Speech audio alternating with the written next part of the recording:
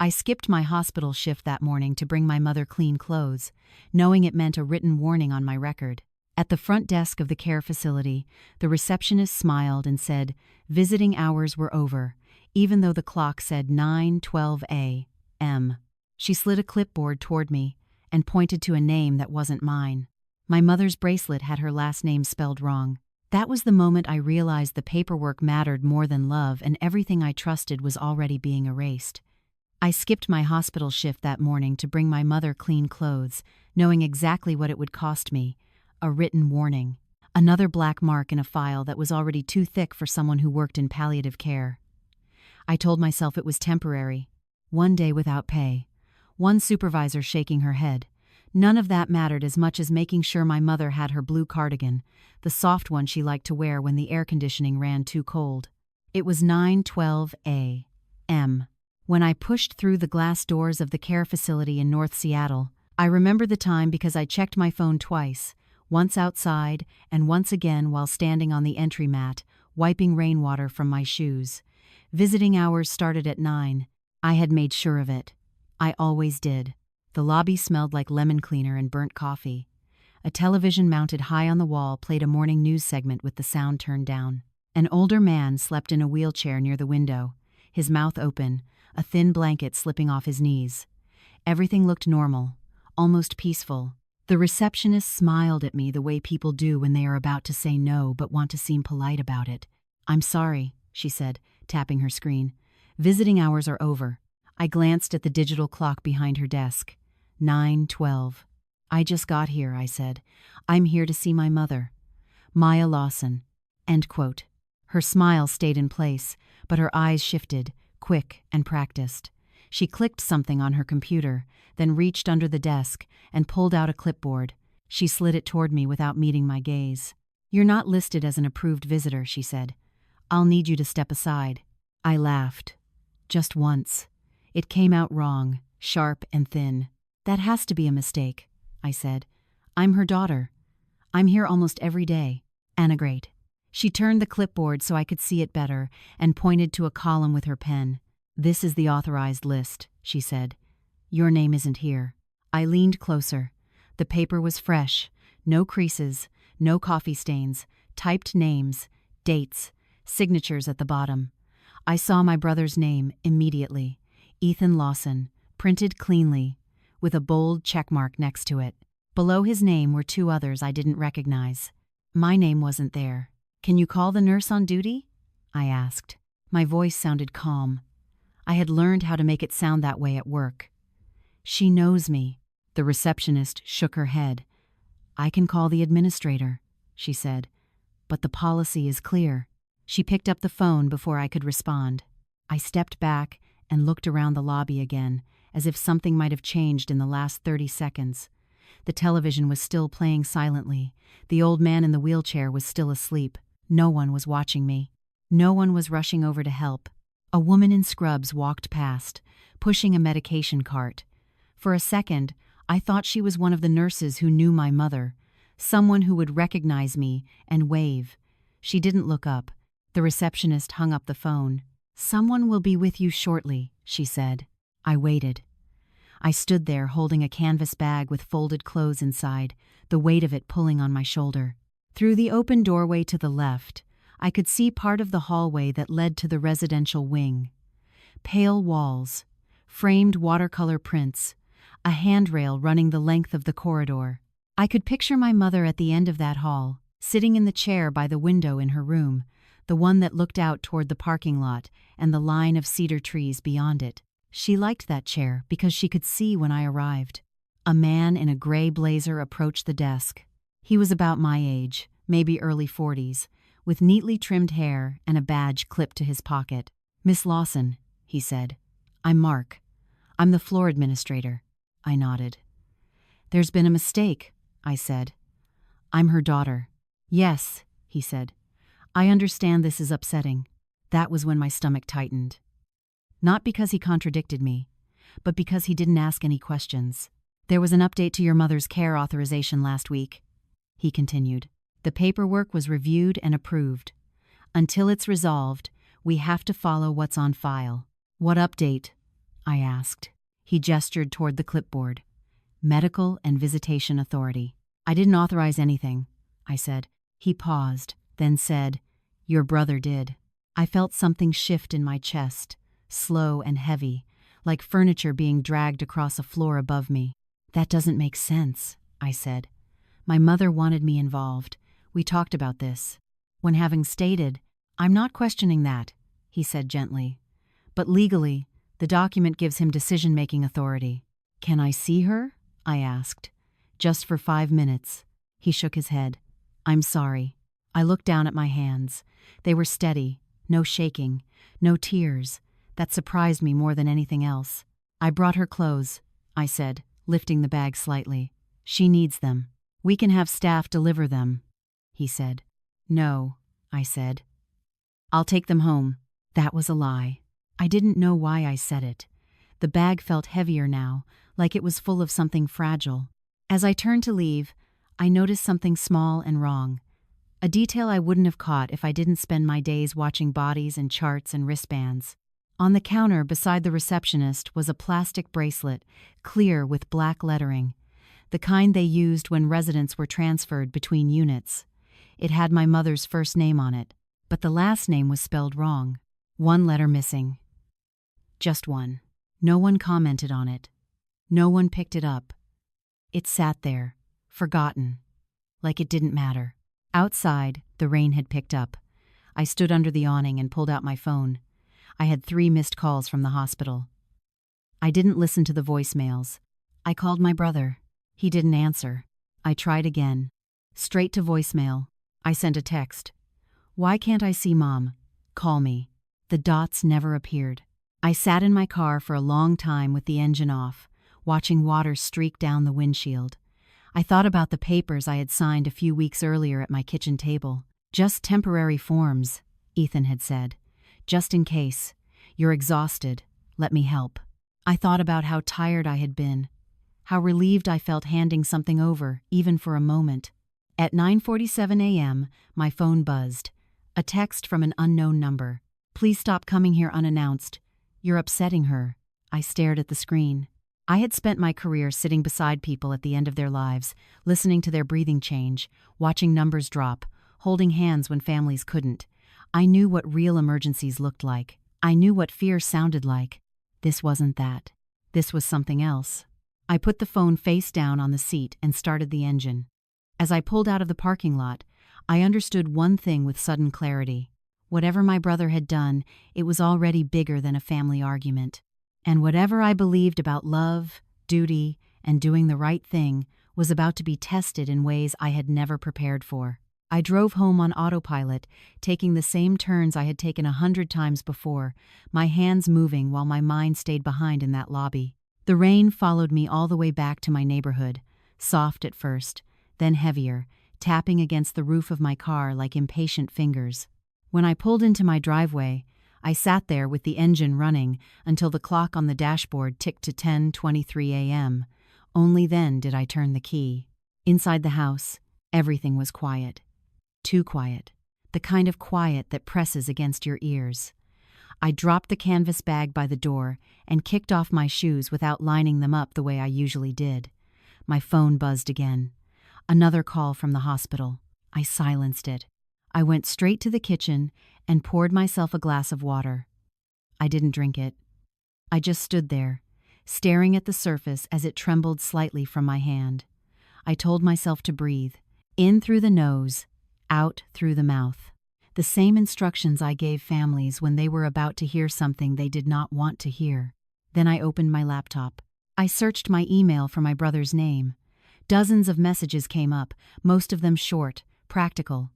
Logistics, appointment reminders. He had always been good at sounding responsible when it mattered. One email from 3 weeks ago caught my eye. Just need you to sign these so I can talk to the insurance company for Mom. Temporary. I'll handle the calls so you can rest. There was an attachment. I clicked it. The document loaded slowly, page by page.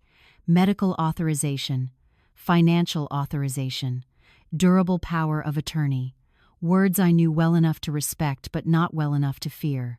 I remembered signing them at my kitchen table late at night, my eyes burning from exhaustion, my head aching from a double shift. I remembered my brother sitting across from me, coffee untouched, telling me I was doing the right thing. "You can't keep doing everything," he had said. "Let me carry some of it." I scrolled down. My signature sat at the bottom of the page. Clean, confident, no hesitation in the strokes. My stomach dropped. The document wasn't temporary. There was no end date, no conditional language. It was broad, comprehensive, total. I closed the laptop and leaned back in my chair.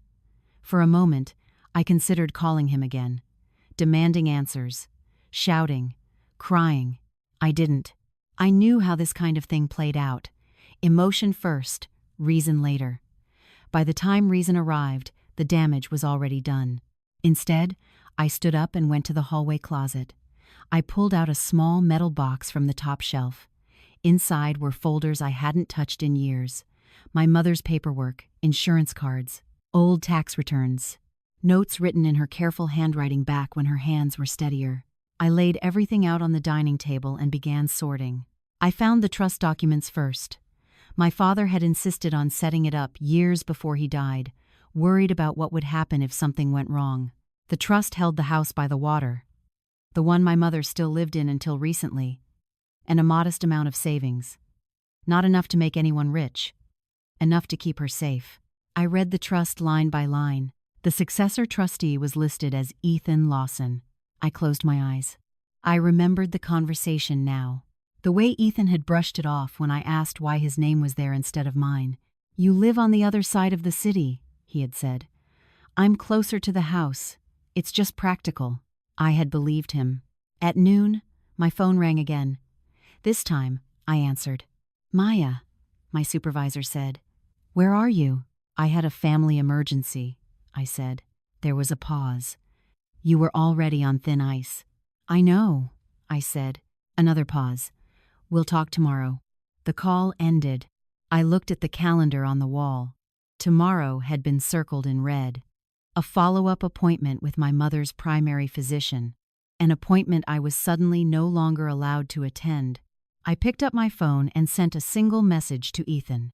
"We need to talk. Today." The response came almost immediately. "Not a good idea. You're too emotional." I felt something tighten in my chest. Not pain. Anger. Controlled. Focused. I typed back. "I signed papers. I want copies of everything you filed." A minute passed. Then 2. Then my phone buzzed. "You signed what you signed. Don't make this harder than it needs to be." That was when I knew. This wasn't about helping our mother. This wasn't about easing my burden. This was about control. I closed my laptop again and pushed the papers into neat stacks. The training I had relied on for years kicked in, the part of my brain that stayed calm when everything else was falling apart. Assess, prioritize, document. I opened a new file and titled it with my mother's name. Then I started writing. Dates, times, conversations, every visit I could remember, every odd comment from staff, every medication change I had questioned and been told not to worry about. I wrote until my fingers ached. Around 3 in the afternoon, my phone rang. A number I didn't recognize. "This is Caleb Hart," a man said. "You left me a message. I'm 7." I had forgotten I'd called him earlier, my finger hovering over his name without thinking. We had gone to nursing school together before he switched careers. Insurance fraud investigation.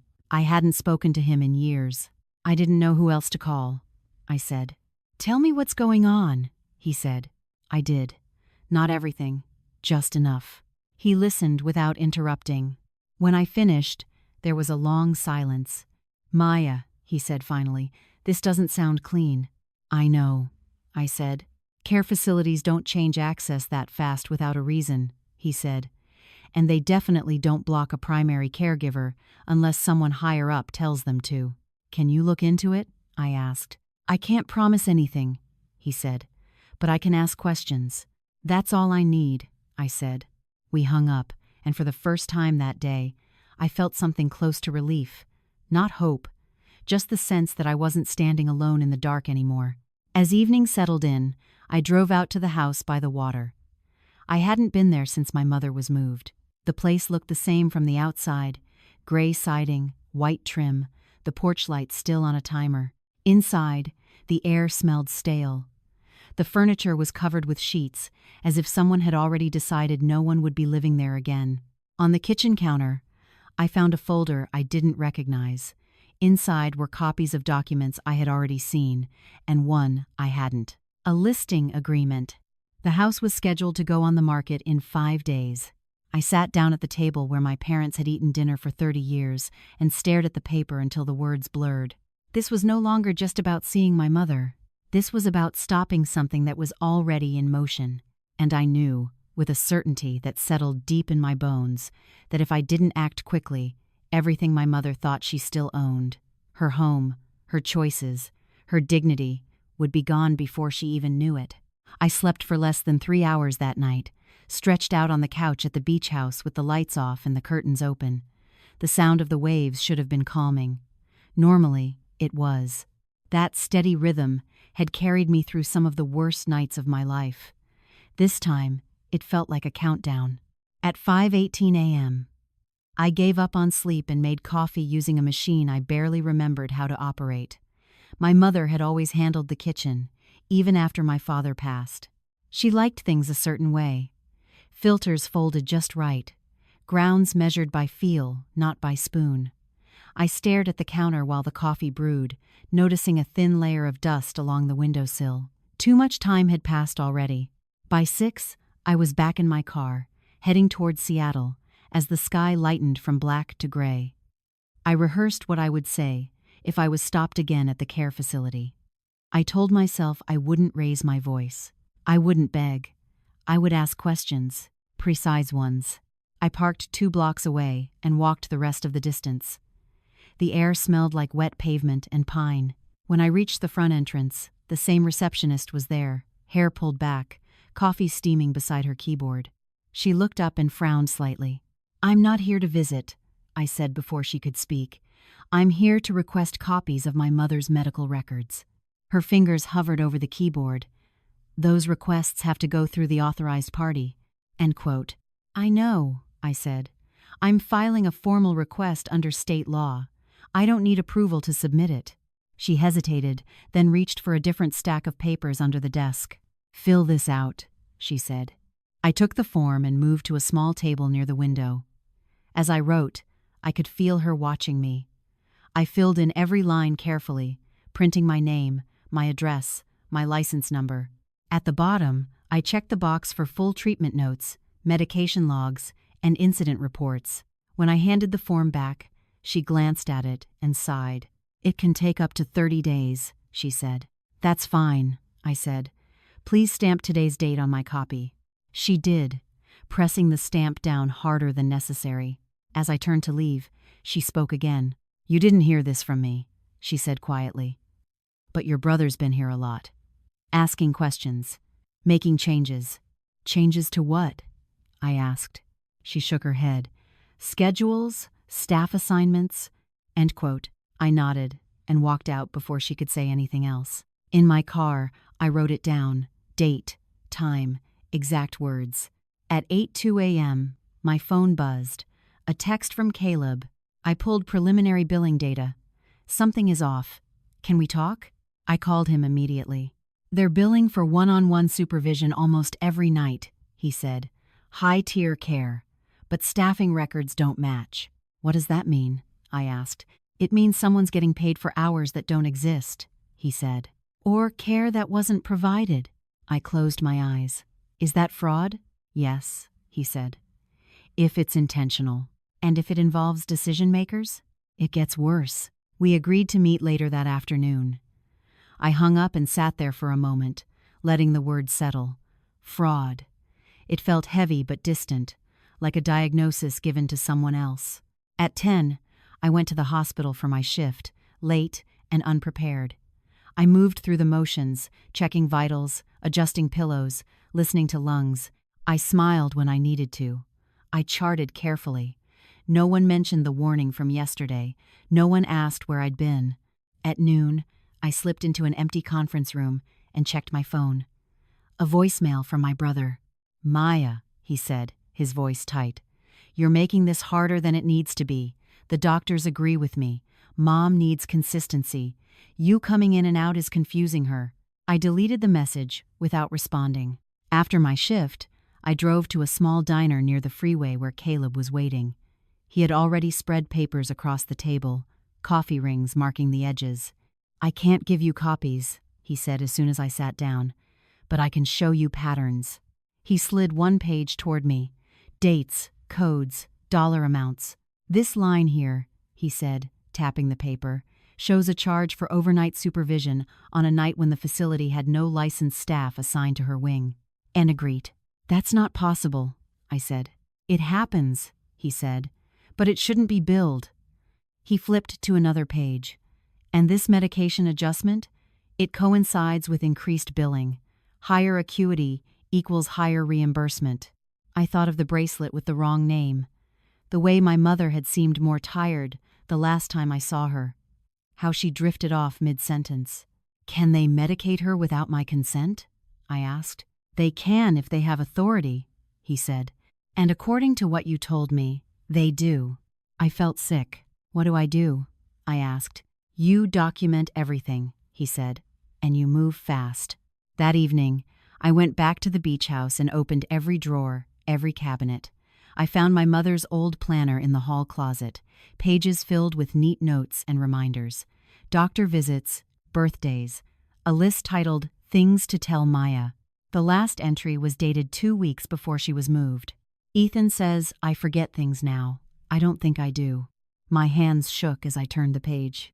"He says this is for the best." I sat on the floor and pressed the planner to my chest until the feeling passed. Later, as the sun set, I heard a car pull into the driveway. Headlights swept across the living room wall. Ethan walked in without knocking. "You shouldn't be here," he said, looking around. "This place is going on the market." I stood up slowly. "You blocked me from seeing her," I said. "She's safer this way," he replied. "Safer for who?" I asked. He didn't answer.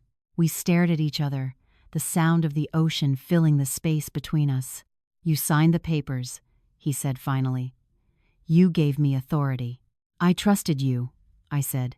"That was your mistake," he said, too quickly. The words hung in the air. I watched his face as he realized what he had said. "Get out," I told him. He left without another word.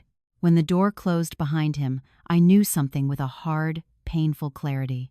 This was no longer a misunderstanding between siblings. It was a calculated decision. And whatever came next would not be solved by asking nicely or appealing to family. It would be solved by proof.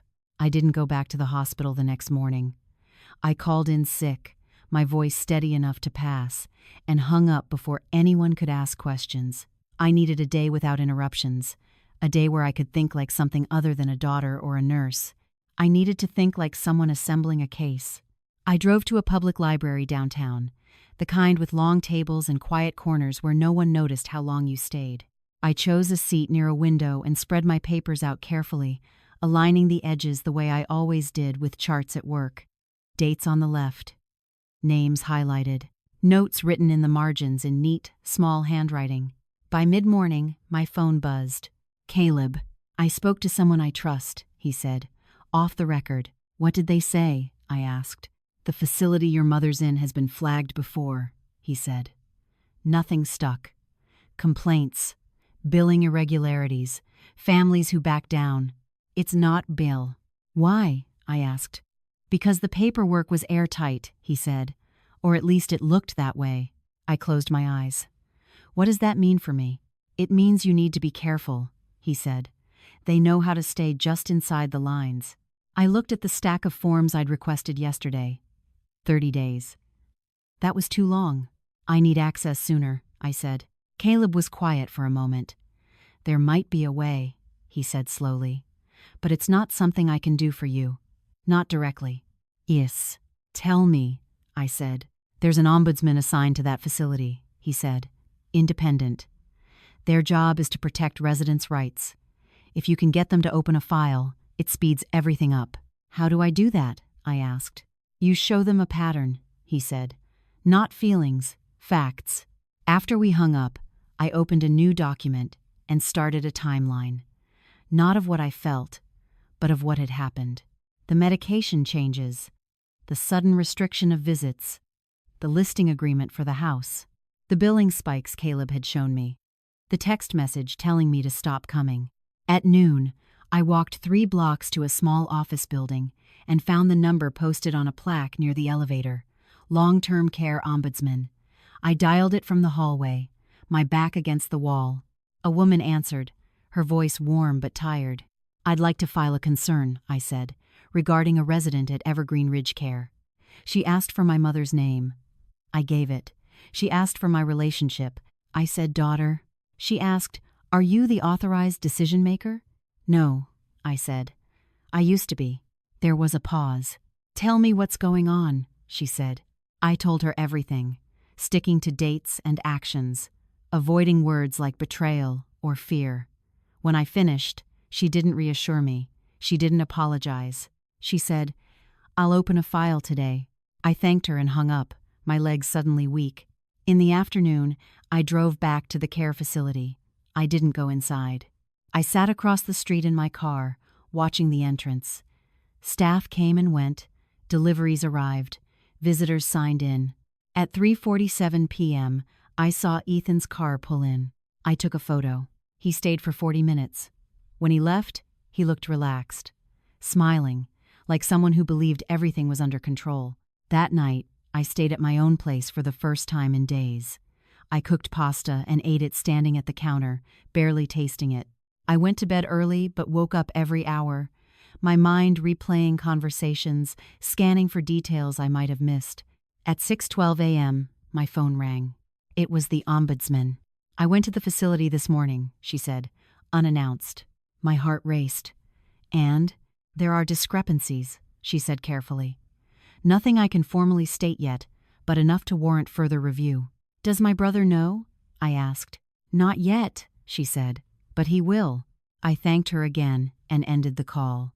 I lay there staring at the ceiling, feeling something unfamiliar rise in my chest. Not relief, momentum. By noon, Ethan texted me, "You went behind my back." I didn't respond. A second message followed. "You're making yourself look unstable." I turned the phone off. That afternoon, Caleb called again. "They're scrambling," he said. "I can't say how I know, but there's movement." "Movement where?" I asked. "Billing," he said. "Someone's adjusting codes retroactively. That's a bad sign. People do that when they're trying to clean up." "What do I do?" I asked. "Nothing," he said. "Let them." The next day, I received a certified letter at my door. I didn't need to open it to know who it was from. A law firm. Inside was a notice requesting that I cease contact with the care facility and with my mother, citing interference and emotional distress. I read it twice, then folded it neatly and placed it in the folder with everything else. That evening, I sat on my couch and called the number listed for the trust's legal counsel. I introduced myself and asked a single question. Can a trustee sell trust property while an ombudsman investigation is active? There was a pause on the line. "No," the lawyer said. "Not without court approval." I smiled for the first time in days. I hung up and sent one message to Ethan. "The house can't be sold right now." He didn't reply. Later that night, as I was brushing my teeth, my phone buzzed again. A text from an unknown number. "You don't understand what you're getting into." I stared at the message, then deleted it. I understood exactly what I was getting into. This wasn't a fight between siblings anymore. It was a system that had decided my mother was easier to manage on paper than as a person. And I was done being quiet. I turned off the light and lay in bed, listening to the familiar sounds of my building settling for the night. Somewhere across the city, my mother was sleeping under fluorescent lights, monitored by strangers. I promised myself then, without saying it out loud, that whatever came next, I would not let them reduce her life to line items and signatures. They had paperwork. I had time, patience, and the ability to wait until they made a mistake. The mistake came sooner than I expected. 2 days after the certified letter arrived, I received an automated email from the care facility's billing department. It was addressed to my mother, but my email was copied, a small clerical slip that no one had bothered to double-check. The subject line read, "Updated Statement of Services." I didn't open it right away. I forwarded it to a new folder and went on with my morning, answering work emails, pretending my life was still arranged in neat compartments. Only after I made coffee did I sit down and click. The statement was 8 pages long. I read it slowly, the way I read medication orders, line by line, looking for what didn't belong. Most of it looked ordinary at first glance. Room and board, daily care, basic monitoring. Then I reached the section labeled Enhanced Supervision. Night after night, the same charge appeared. One-on-one, observation from 10 p.m. to 6 a.m. 8 hours, premium rate. I checked the dates. There were charges for nights when I knew my brother had been out of town. Nights when my mother had told me, during one of our last phone calls, that she slept straight through until morning. I opened my notebook and started a list. Date, charge, amount. Then I pulled up the calendar on my phone and cross-referenced it with text messages, call logs, anything that could anchor those nights in reality. On 3 of the dates, I had spoken to my mother just before bedtime. Her voice had been clear, calm, no agitation, no confusion. I called Caleb. "They're billing enhanced supervision almost every night," I said. He exhaled slowly. "That's aggressive." "What does that tell you?" I asked. "It tells me someone believes no one will challenge it," he said. "Or that the person who could challenge it won't." I closed my eyes. "Can they justify it medically?" "They can try," he said, "but justification requires documentation." "Which they won't have," I said. "Exactly," he replied. That afternoon, I went back to the library and requested access to public inspection records for the facility, licenses, prior citations, staffing ratios. It took time. But time was something I had decided to spend freely now. I learned that Evergreen Ridge had changed management companies 18 months ago. New ownership, new billing practices, a fresh logo on the letterhead, the same building. I printed everything. At 4:30, my phone rang. The ombudsman again. "I wanted to let you know," she said. "We've received additional complaints, not just about billing." My heart thudded. "About what?" "Medication administration," she said. "Sedatives given without clear behavioral triggers." I thought of the planner entry. "Ethan says I forget things now." "Is my mother safe?" I asked. "She is not in immediate danger," the ombudsman said carefully, "but I am concerned." That night, I didn't sleep at all. I lay on my bed with the lights off, my mind moving through the information like a checklist. I thought about how care facilities protected themselves, how they documented compliance just well enough to survive inspections, how families, overwhelmed and guilty, often chose silence. I understood something then that made my chest tighten. This system counted on exhaustion. The next morning, I received another email. This one from a pharmacy provider. Prescription refill confirmation. My mother's name again, a dosage increase I hadn't been told about. I printed it and added it to the folder. At 10, Ethan finally called. "You need to stop this," he said without greeting. "Stop what?" I asked. "You're creating problems," he said. "The staff is nervous. The administrator called me." "I didn't do anything illegal," I said. "You're undermining my authority," he snapped. I let the silence stretch. "You signed it over," he continued. "You don't get to swoop back in now and act like a hero." "I'm not acting," I said. "I'm documenting." "Why can't you just trust me?" he asked. I almost laughed. "Because I trusted you already," I said. "And I'm standing outside a locked door because of it." He didn't answer. "I saw the billing statements," I continued. "One-on-one supervision every night. That's expensive." "You wouldn't understand," he said. "The doctors recommended it." "Then there should be notes," I said. "Clear ones." His breathing changed. "Just slightly. This is what's best for Mom," he said. "And for us." "For who?" I asked. "For everyone," he said too quickly. When the call ended, my hands were cold. I drove to the care facility again, this time not to go inside, but to walk around the perimeter. I counted cameras. I noted entrances. I watched shift changes. At the back of the building, near the loading dock, I saw something small that made me stop. A cardboard box, half collapsed from rain, filled with discarded wristbands. I bent down and sifted through them. Names, dates, barcodes. Some were crossed out with pen.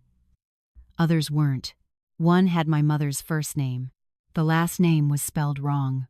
Again, I took a photo and placed it gently back where I found it. That evening, Caleb sent me a message. They're changing billing codes again, removing enhanced supervision from 2 nights. Why? I asked when I called him. Because someone's looking, he said. But they missed others. Can you get me staff schedules? I asked. He hesitated. That's sensitive. I don't need names, I said. Just numbers. There was a pause. I'll see what I can do, he said. When he sent the file an hour later, I printed it and laid it next to the billing statements. The mismatch was obvious. On at least 5 nights, there were fewer staff members than billed supervision hours. It wasn't a gray area. It was a gap. I felt a strange calm settle over me, the kind that comes when something unspoken finally takes shape. This was no longer about my brother alone. He might have started it, he might have benefited from it, but he hadn't designed this. He had stepped into a machine that was already running. Late that night, I opened my laptop and drafted a formal complaint to the state health department. I attached copies of billing statements, medication changes, and staffing discrepancies. I wrote plainly, no emotion, just facts. Before I hit send, my phone buzzed. A message from Ethan. If you keep pushing, you're going to hurt Mom. I stared at the screen for a long time. Then I pressed send. The confirmation email arrived seconds later. As I closed the laptop, I realized something else. Something quieter but more dangerous. They were going to fight back. And the next move would not be about paperwork. It would be about me. The first sign that they were coming after me arrived disguised as concern. It was an email from Human Resources at the hospital, sent just after 7 in the morning. The subject line read, "Request for meeting." No explanation, no context, just a time slot and a room number. I stood in my kitchen rereading it while my coffee went cold. I had learned over the years that real emergencies came with phone calls, not calendar invites. This was procedural, clean, quiet. At work, no one met my eyes. A nurse I usually joked with asked if I was feeling better, her smile too careful. Another colleague avoided the supply room when she saw me heading in. By 10 o'clock, I was sitting across from my supervisor and a woman from HR I had never met before. She wore a gray cardigan and held a thin folder on her lap. "We've received a report," the HR woman said, folding her hands. "A confidential one." "About what?" I asked. She opened the folder. "Concerns regarding your professional boundaries." I did not comment. My supervisor looked uncomfortable. "Maya, this is informal. We just need to ask a few questions." "What kind of concerns?" I asked. The HR woman glanced down. "Allegations that you accessed patient medication improperly and shared confidential information outside the hospital." The room felt smaller. "That's not true," I said. "We're not saying it is," my supervisor said quickly, "but we have to look into it." "Who made the report?" I asked. "That information is protected," the HR woman said. I nodded slowly. "Then I'll need to see the evidence." She hesitated. "At this stage, there isn't any. Just a complaint." I felt a flicker of something sharp and bitter. "A complaint without evidence," I said. "About a nurse who has worked here for 12 years without a single infraction." The HR woman's smile tightened. "As I said, this is preliminary. I want that on record," I said. "Preliminary, no evidence." End quote. She nodded and made a note. When the meeting ended, I walked straight to my locker and pulled out my phone. I called Caleb before I reached the parking garage. "They're trying to discredit me," I said. "Of course they are," he replied. "It's textbook. My brother doesn't have that kind of reach," I said. "No," Caleb agreed. "But the facility does. And if they're under investigation, they'll try to neutralize the loudest variable." I sat in my car and stared at the steering wheel.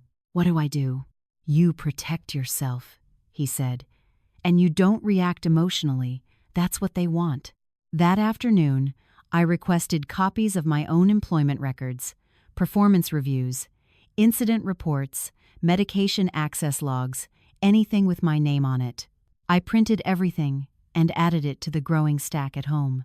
When I got back to my apartment, there was a man waiting by the door, mid-50s, clean jacket, clipboard tucked under his arm. "Miss Lawson?" he asked. "Yes. I'm with Adult Protective Services," he said. "May I ask you a few questions?" My heart pounded, but my voice stayed level. "About what?" "About your mother," he said. I stepped aside and let him in. He asked about my visits, my relationship with my brother, my concerns about the facility. I answered carefully, sticking to facts. When he asked why I hadn't reported my worries sooner, I told him the truth. "I trusted my family," I said. "That was my mistake." He nodded. "That happens more often than you think." Before he left, he handed me a card. "If anyone tries to intimidate you, document it," he said. Immediately. That night, Ethan called again. "You went to the state," he said, his voice low. "Do you have any idea what you've done?" "I filed a report," I said. "That's all. You're dragging our family through the mud," he snapped. "People are asking questions." "Good," I said. "They should." There was a long pause. "They're watching you now," he said quietly. "So am I," I replied. He hung up. The next morning, my phone exploded with notifications. Messages from coworkers.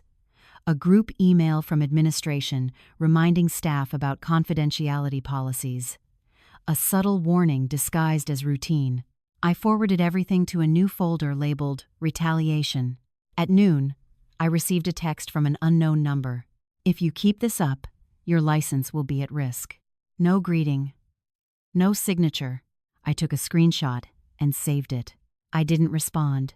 That evening, Caleb called. "They're leaking something," he said. I heard chatter about a complaint being escalated. "Against me?" I asked. "Yes," he said, "but it's thin. They're phishing. Who's behind it?" I asked. "I don't know yet," he said, "but I know this. If they had real evidence, you'd already be suspended." I exhaled slowly. "What about my mother?" I asked. "She's still there," he said. "No change in status. It's tabled as STID." That was both a relief and a warning. The following day, I drove to the care facility again, this time with a purpose. I parked in a visitor spot and sat there, watching the entrance. I wasn't there to go inside. I was there to be seen. At exactly 2:15, a woman in a navy suit walked out, speaking urgently into her phone. I recognized her from the facility's website. Regional Director. I took a photo. At 3, my brother arrived. He went in without signing the visitor log. I took another photo. That night, I wrote everything down. Times, faces, license plate numbers. I felt like someone else was moving my hand, someone methodical and detached. I realized then what they were doing. They weren't trying to prove I was wrong. They were trying to exhaust me. They wanted me distracted, defensive, afraid, focused on protecting my job instead of my mother. I lay awake in the dark, listening to the city outside my window, and made a decision that felt both terrifying and clear. If they wanted to make me the problem, I would stop being visible. I would stop reacting. I would let them believe their tactics were working. The next morning, I declined overtime shifts. I stopped calling the facility. I didn't answer Ethan's texts. I didn't push. And somewhere in the silence I created, they grew careless. Because systems that rely on intimidation always assume one thing, that the person on the other side will break. They never expect patience. They never expect someone to wait long enough for them to reveal exactly where the rod is hiding. And I was done moving first. I stayed quiet for 9 days. No calls, no emails, no surprise appearances. I went to work, did my shifts, charted meticulously, and went home. I stopped driving past the care facility. I stopped checking the public listing for the house by the water. I even stopped opening the billing emails that still arrived, unread, stacking in my inbox like unopened letters from a war zone. Silence. I learned, made people uncomfortable. On the 3rd day, Ethan texted me, "We need to talk like adults." I didn't reply. On the 5th day, the facility's administrator emailed me directly, something she had never done before. We would like to resolve this amicably. I archived it. By the 7th day, Caleb called me with a different tone in his voice. "They're nervous," he said. "What changed?" I asked. "They think you backed off," he said. "And when people think the threat is gone, they get sloppy." That night, I opened the unread billing emails and downloaded every attachment. I printed them and laid them out across my living room floor, page after page, creating a timeline you could walk through if you wanted. Charges climbed, dipped, climbed again. Codes changed. Descriptions shifted slightly, like someone adjusting a story mid-sentence. At the center of it all was 1 week. The week after I filed the state complaint. Billing codes had been altered retroactively. Enhanced supervision removed from some nights, added to others. As if someone were trying to smooth the numbers without erasing them completely. I called Caleb. "They're rewriting history," I said. "Yes," he said. "And that's good." "How?" I asked. "Because revisions leave fingerprints," he said. "Original submissions don't vanish. They get archived." "What do you need from me?" I asked. "Permission," he said, "to nudge them." I understood immediately. "What kind of nudge?" I asked. "A small one," he said, "enough to make them move money." End quote. The next morning, I called the trust's legal counsel again. "I have a question," I said calmly. "If the trustee incurs expenses during an investigation that appear unnecessary or inflated, is he personally liable?" There was a pause. "If it can be shown they were not in the beneficiary's best interest," the lawyer said. "Yes." I thanked him and hung up. That afternoon, Ethan called me from a different number. "You're being quiet," he said. "That worries me." "I'm tired," I said. "This has taken a lot out of me." He exhaled. "Good. Then let's end it." "I agree," I said. There was a beat of silence. "What do you want?" he asked. "I want Mom comfortable," I said. "And I want the bills under control." "That's it." "That's already happening," he said quickly. "Then you won't mind if I review them," I said. Another pause. "I can send you summaries," he said. "I want originals," I replied. "Full statements." "That's not necessary," he said. "It is if I'm stepping back," I said. "I need closure." I could hear him thinking. "I'll see what I can do," he said. 2 hours later, an email arrived from the facility's finance office. Attached were documents I hadn't seen before, internal summaries, adjusted totals, a polite cover note explaining the changes as routine corrections. They had taken the bait. I forwarded everything to Caleb. "They moved the money," he texted back minutes later. "From one account to another. Dediam." "Why?" I asked. "To shield it," he said, "which means they're scared." That night, I logged into the state's public court portal and searched for recent filings involving the facility's parent company. There were none, no lawsuits, no sanctions, yet, but there was something else. A lien filed quietly 3 months earlier against one of the shell companies that handled staffing.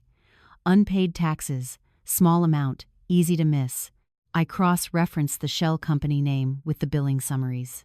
It appeared twice. I didn't tell Caleb right away. I wanted to be sure. The next day, I took a personal day and drove to the care facility for the first time in over a week. I didn't go inside. I parked down the street and waited. At 10:42, a courier arrived with a stack of boxes, medical records storage. I took photos as they were unloaded. At 11, a man in a suit came out, talking on his phone, his tie loosened. He looked irritated. He glanced around the parking lot, then walked faster. At noon, my phone buzzed.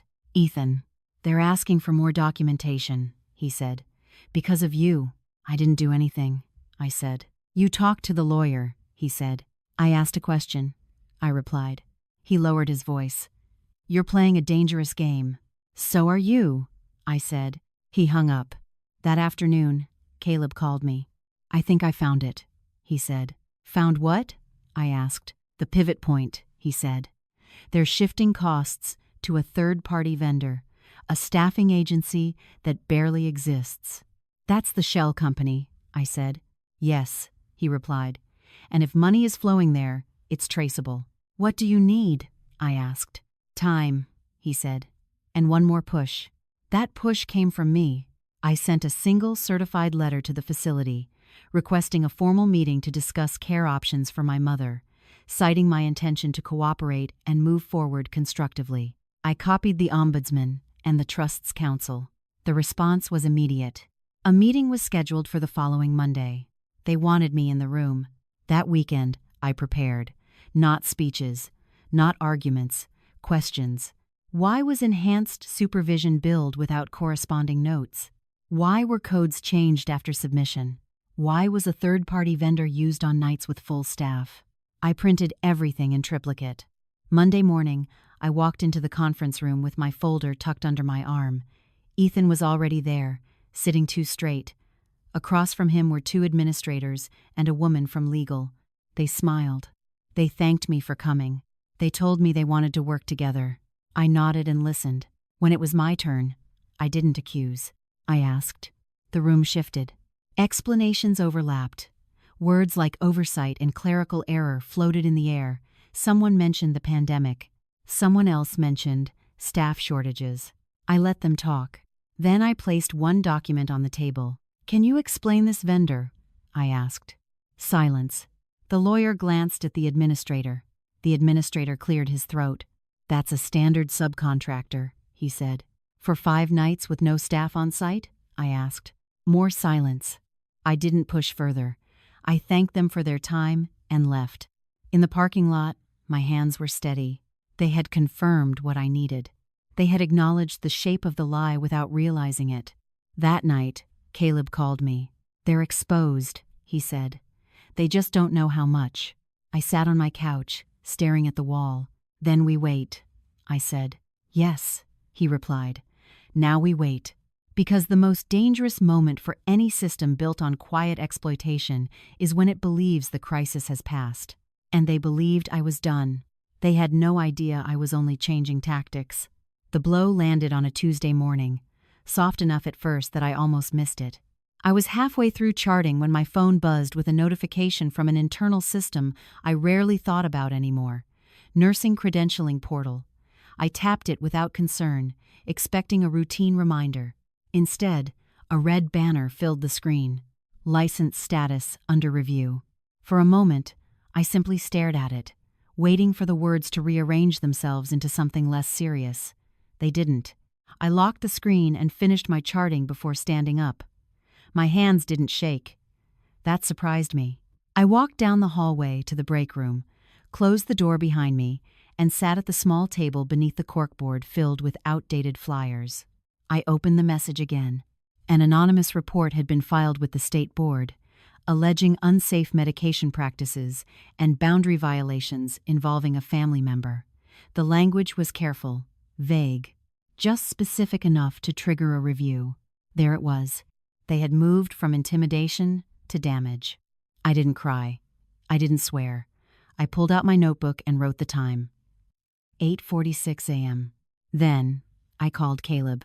"They escalated," I said. "I was afraid of that," he replied. "But this confirms something." "What?" I asked. "They're not confident anymore," he said. "People who are confident don't pull this lever." At 10:30, my supervisor asked me to step into her office. "I'm so sorry," she said, before I even sat down. "This came out of nowhere." "Did it?" I asked. She looked at me carefully. "You're not suspended," she said. "But you'll be reassigned until the board completes its review." "Meaning no patient contact," I said. She nodded. I thanked her for telling me and left before she could say anything else.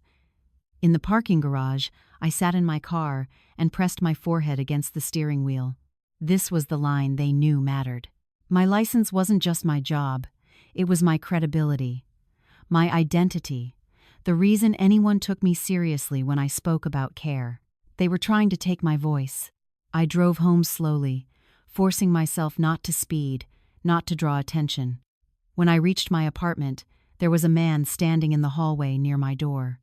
Early 30s, messenger bag slung over one shoulder. "Miss Lawson?" he asked. "Yes. I'm with the state board," he said. "May we talk?" I let him in. He sat at my kitchen table while I poured water for both of us. He asked about my work history, my training, my relationship with my mother.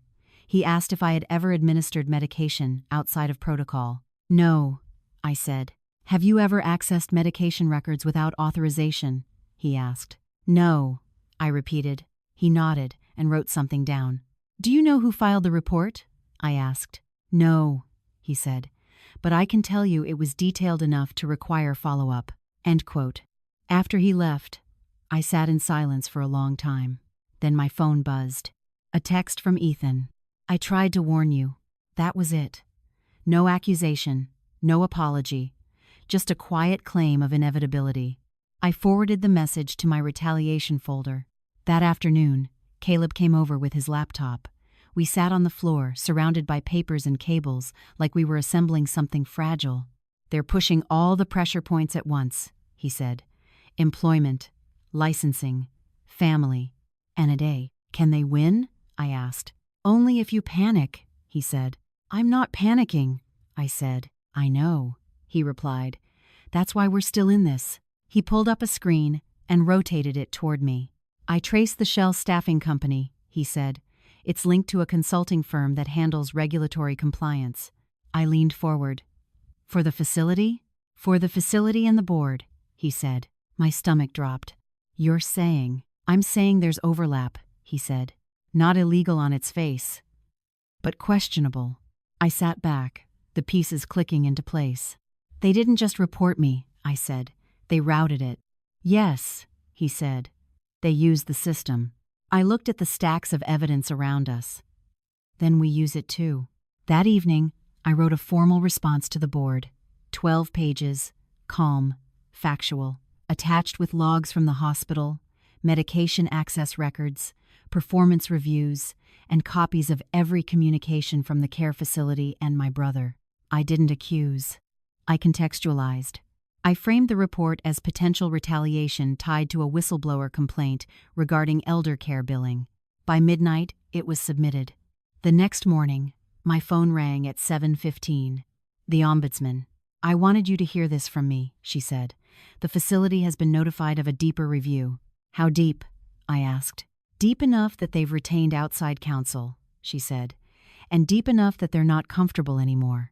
It's not of Newark. That afternoon, I received an email from the facility's legal team requesting a postponement of the trust meeting.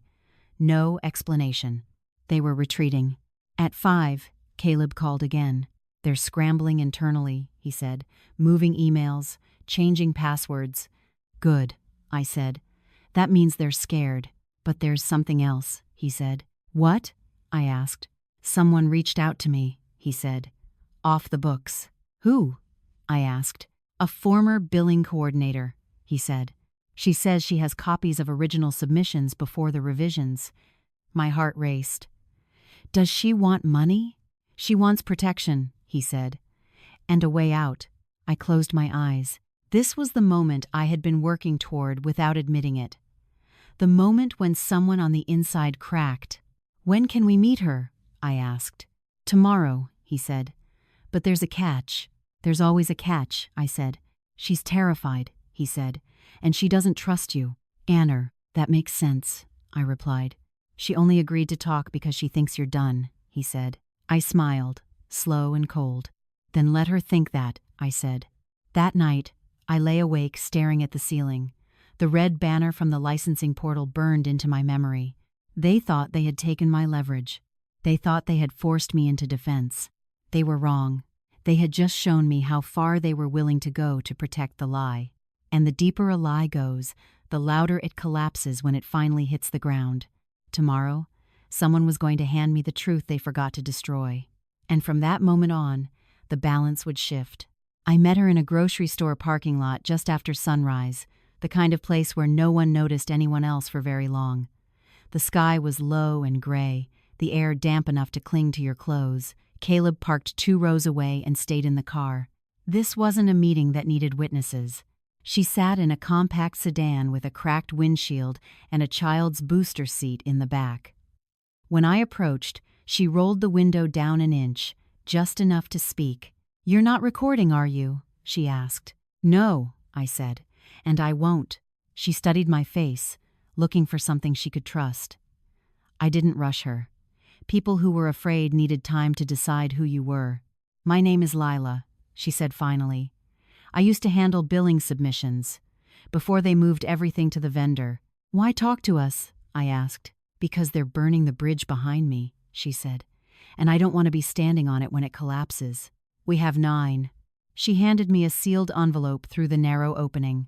Inside were printed emails, timestamps visible, and a flash drive taped to the back page. These are the originals, she said, before the revisions. I took the envelope and held it on my lap without opening it. What do you want? I asked. I want immunity, she said, or as close as I can get. I can't promise that, I said, but I can promise the truth will matter. She nodded once. That's all I need. I'm Selv. Before she drove away, she looked at me again. They told me you were unstable, she said quietly. That you were obsessed. I met her gaze. And you still came. She gave a small, sad smile and pulled out of the lot. I didn't open the envelope until I got home. I spread everything out on the table and went through it piece by piece. The emails confirmed what Caleb suspected. Billing codes changed after submission. Notes added retroactively. A directive to use the Shell staffing company for certain charges to keep reimbursement thresholds high. One message stopped me cold. If family pushes back, escalate through licensing. We can't afford scrutiny right now. There was no name attached, just an internal handle I didn't recognize. I felt a hollow calm settle over me. By noon, Caleb had reviewed the files. This is enough, he said. This blows the billing side wide open. What about the licensing complaint? I asked. He scrolled through the emails again. We can't tie it directly yet, he said. But we can apply pressure. How? I asked. By doing something they won't expect, he said. That afternoon, I called Ethan. He answered on the 3rd ring. I want to settle this, I said. There was a long pause. What does that mean? It means I'm tired, I said. I'm not fighting you anymore. He laughed softly. You should have said that weeks ago. I know, I said. I was angry. It's God. And now? He asked. Now I just want Mom comfortable, I said. I don't want to be involved. He hesitated. What are you asking for? I want to visit her again, I said. No arguments, no paperwork changes, just visits. That's all? He asked. Yes, I said. Another pause. Then, I'll see what I can do. 2 hours later, I received an email from the facility. Visiting privileges reinstated on a trial basis. 1 hour per day. Supervised. I forwarded it to Caleb. They think you folded, he said. Good, I replied. The next morning, I walked into the care facility for the first time in weeks. The receptionist smiled too brightly. The administrator shook my hand like this was a fresh start. They led me down the hallway and into my mother's room. She looked smaller than I remembered. Her hair was thinner. Her hands lay folded on the blanket, restless. When she saw me, her face lit up, then clouded with confusion. Maya? She asked. Yes, I said, sitting beside her. It's me. She reached for my hand and held it tightly, as if afraid I might disappear again. They said you were busy, she whispered. I swallowed. I'm here now. A nurse stood near the door, pretending not to listen. I spoke carefully. About small things. The weather. The cardigan I had brought weeks ago, still folded in my bag. As I talked, I watched my mother's eyes. When the nurse stepped closer, they dulled. When she stepped away, they sharpened. That told me more than any chart ever could. After the visit, I asked to speak with the administrator. I appreciate the cooperation, I said. I want to help resolve the billing confusion. He nodded eagerly. Of course. I'd like copies of the original submissions, I said. Before the revisions. For my records. His smile froze for just a second. I'm not sure that's necessary, he said. I think it is, I replied. For closure. He promised to follow up. That evening, Caleb and I prepared the next move. We drafted a formal request to the state for preservation of records, citing potential destruction of evidence. We didn't send it yet. We waited. 2 days later, the billing coordinator emailed me directly. A polite note. Attached documents. Revised summaries only. I replied with one sentence. Thank you. Please include the original submissions as well. An hour passed. Then two. Then my phone rang. The administrator. We're feeling pressured, he said. This isn't productive. I agree, I said. Which is why I'd like transparency. He sighed. Let me talk to legal. At midnight, an email arrived.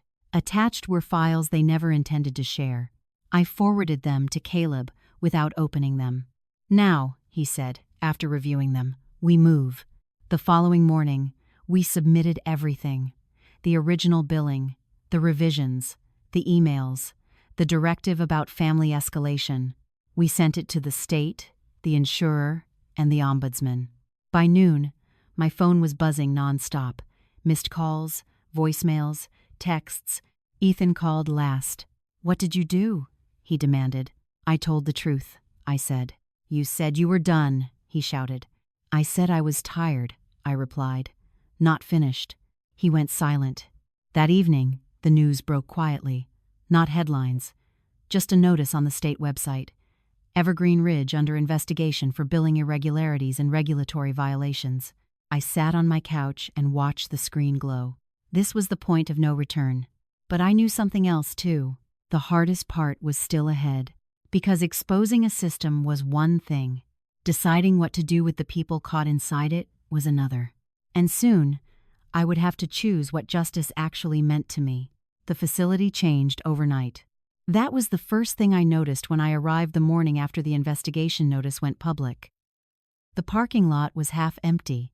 The usual delivery van wasn't there. Two unfamiliar security guards stood near the entrance, their posture stiff, their eyes alert in a way that suggested they were there to be seen. Inside, the lobby felt louder without anyone speaking. Phones rang and stopped abruptly. Staff moved quickly, avoiding eye contact. The television was turned off. The receptionist didn't smile this time. She checked my name twice before handing me a visitor badge. Her hands shook just enough for me to notice. They're doing audits today, she said, as if that explained everything. It explains enough, I replied.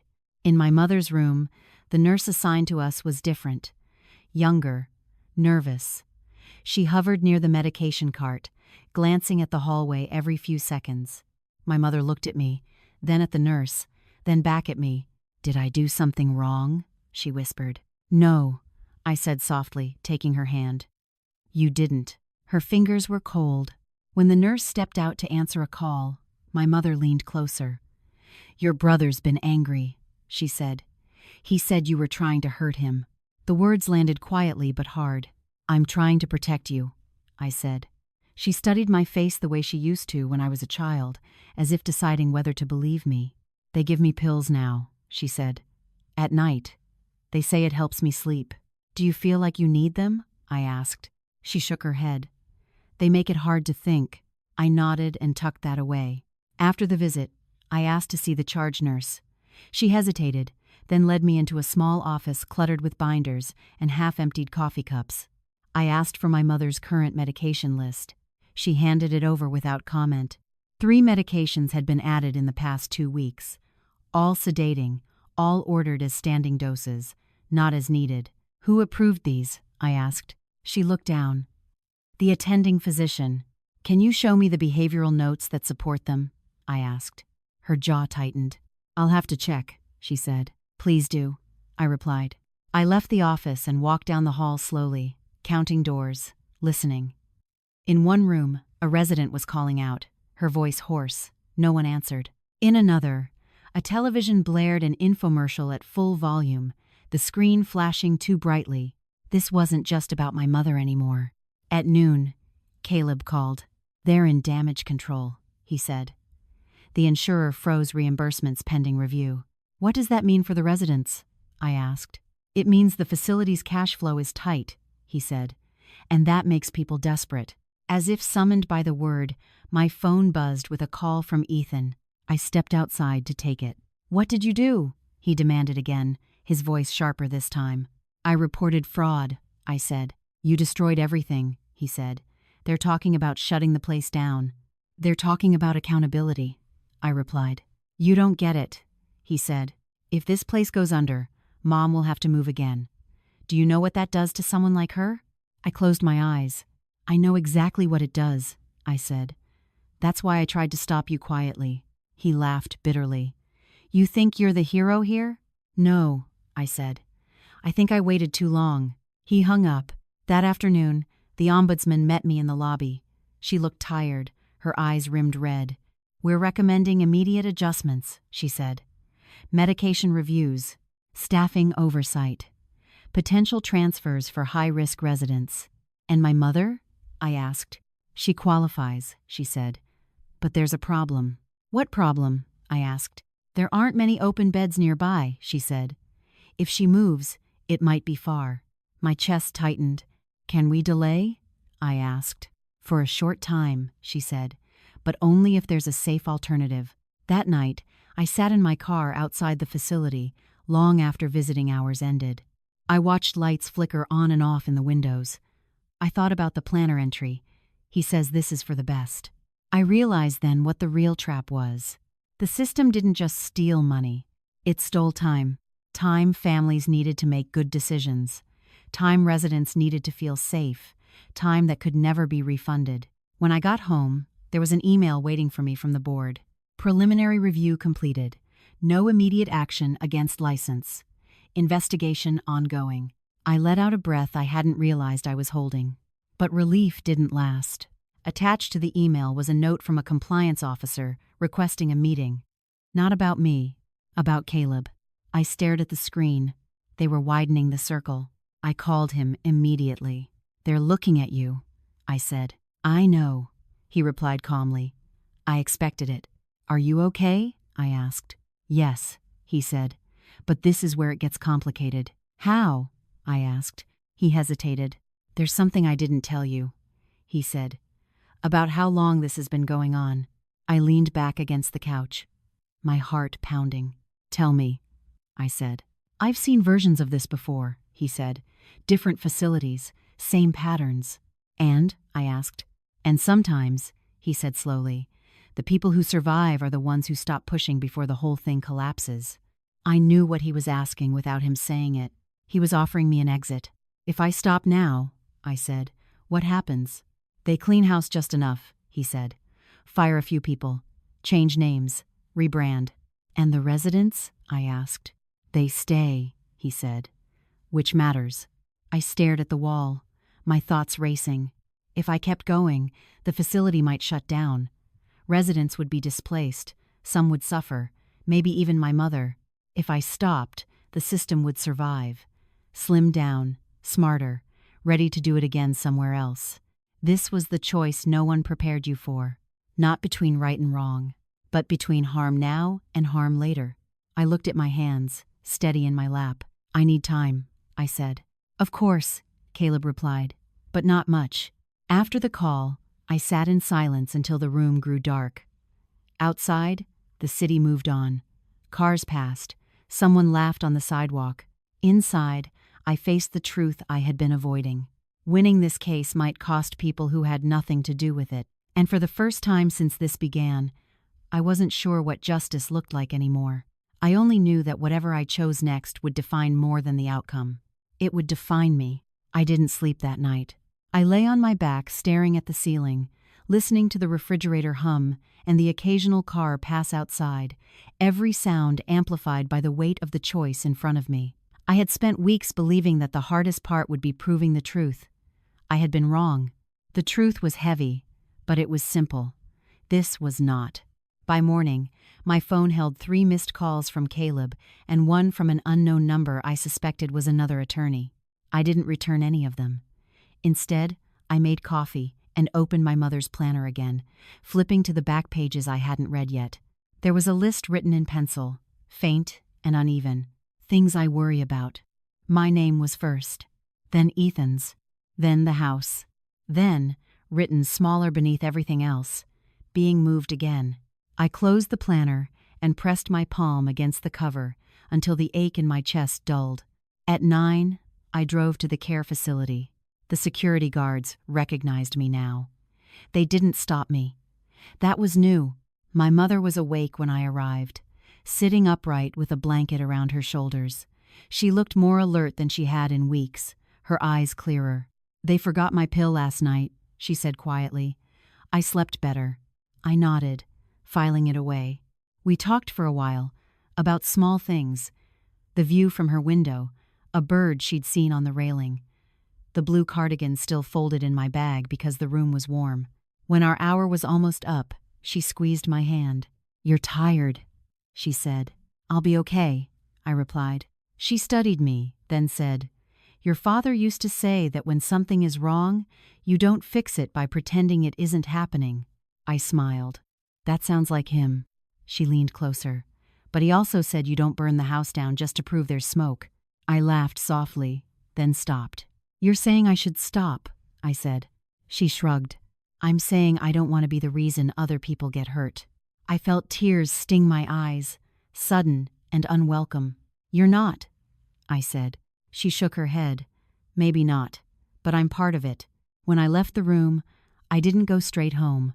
I drove to a small park near the water and sat on a bench, watching ferries move slowly across the bay. I called Caleb. "I want to talk," I said. We met an hour later in a quiet cafe, sitting in a corner where no one could overhear us. He looked exhausted, dark circles under his eyes.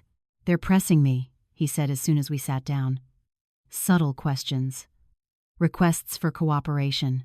"About what?" I asked. "About how I got the information," he said. "And why? And what did you say?" I asked. "The truth," he said. "That I was concerned about fraud." I nodded. "And the part you didn't tell me?" He looked away. "My son," he said. "He's been sick, long term. Treatments aren't cheap." The words settled between us.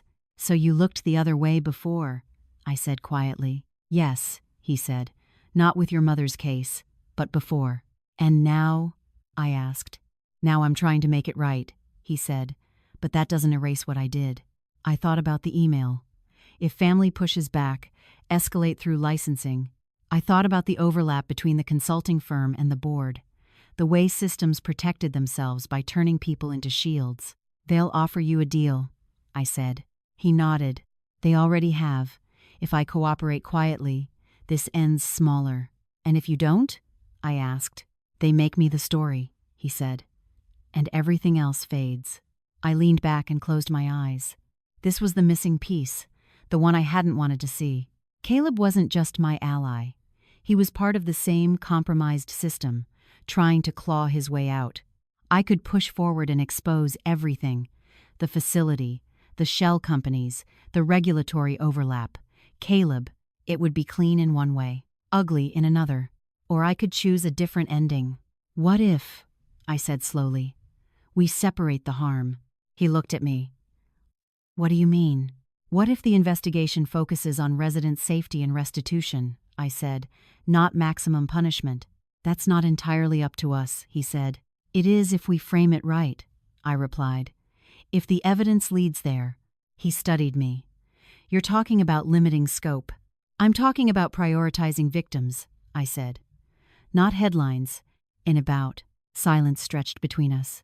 "They'll still shut down some operations," he said.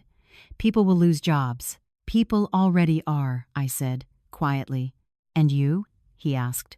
"What do you get?" I didn't answer right away. "I get my mother out," I said finally. "And I make sure other families get help before this place rebrands and does it again." He frowned. "How?" "Restitution," I said. "Oversight, mandatory transfers for residents who want them, and a permanent mark on their license." "It isn't okay," he shook his head slowly. "You could destroy them."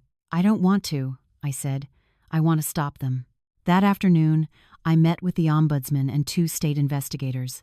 I laid out everything again, but this time I emphasized different things: medication safety, improper sedation, financial harm to families, the need for immediate protections. I did not push for criminal charges. I pushed for intervention. They listened. When they asked about the shell companies, I answered carefully. "Yes," I said. "There are deeper issues, but right now residents are the priority." After the meeting, one of the investigators pulled me aside. "You're leaving leverage on the table," she said. "I know," I replied. "Why?" she asked. Because leverage cuts both ways, I said. That night, Ethan showed up at my apartment unannounced. He looked smaller than I remembered, his confidence cracked. You could have ruined me, he said. I still can, I replied calmly. He swallowed. Why didn't you? I thought about my mother's list. About Caleb's son. About the residents down the hall calling out to no one. Because this isn't about punishing you, I said. It's about stopping what you helped start. He looked at me for a long moment, then nodded once. I don't know how to fix this, he said. You don't, I replied. You stay out of the way. He left without another word. Later, alone in my living room, I felt something loosen inside me.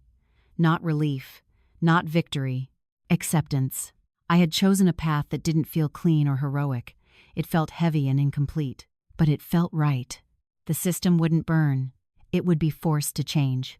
And tomorrow, I would make the last decision that mattered. Not about exposure, but about what kind of justice I was willing to live with. The transfer happened quietly, without announcements or cameras, or the sense of finality I had imagined. My mother was moved on a Thursday morning, just after breakfast, when the hallways were busiest and no one had time to ask questions. A different facility across the city had agreed to take her temporarily, one with a smaller census and an open bed near a window. I signed the papers with a steady hand, not as a daughter pleading for permission. As the authorized advocate listed on the emergency order, the nurse who helped pack my mother's things worked carefully, folding clothes instead of stuffing them into bags. When she handed me the blue cardigan, still unworn, she hesitated. I'm glad she's leaving, she said quietly. Some of us tried to say something. I nodded.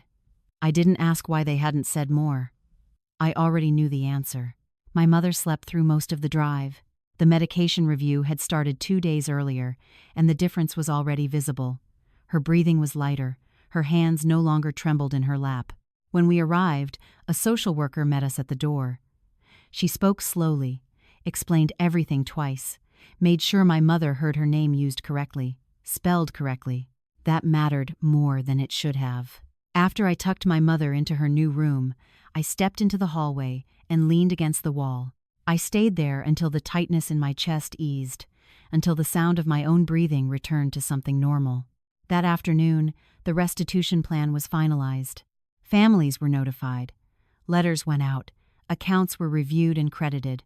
Not everything could be recovered, but enough was returned to make the losses visible instead of invisible.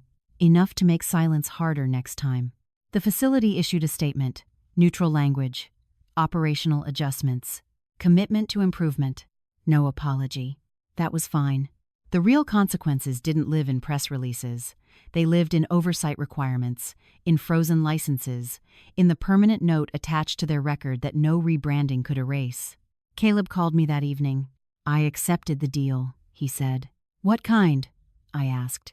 Full cooperation, he said. No immunity. Reduced exposure. And your son? I asked. Covered, he said quietly. For now. I closed my eyes. I'm glad. End of then. End of the day. End of the day. End of the day. So am I, he replied.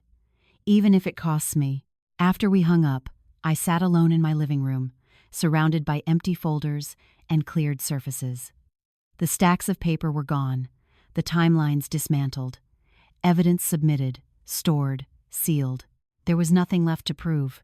2 weeks later, the board closed its review of my license. No action taken. The report was deemed unsubstantiated, potentially retaliatory.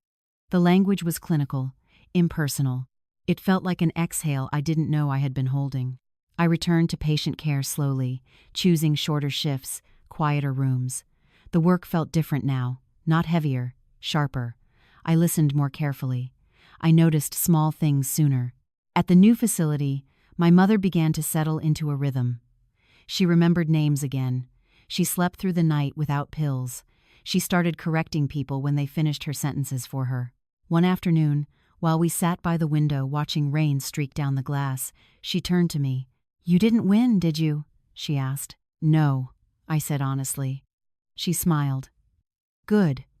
Winning makes people careless. We both knew what she meant. Ethan stayed away, He sent one text after the dust settled. "I'm sorry." I didn't reply. Not because I was angry, because the apology wasn't the point. Some things didn't need response. They needed distance. Months later, I drove back to the house by the water. It hadn't sold. The investigation had frozen everything, and in the quiet that followed, it simply remained. I opened the windows and let the air move through the rooms. I stood in the kitchen, where my parents had eaten breakfast for decades, and noticed how clean the counters were, how little had changed. I realized then that the house had never been the asset. Time had been. Time to notice. Time to act. Time to choose something harder than revenge. I did not feel triumphant standing there. I felt finished.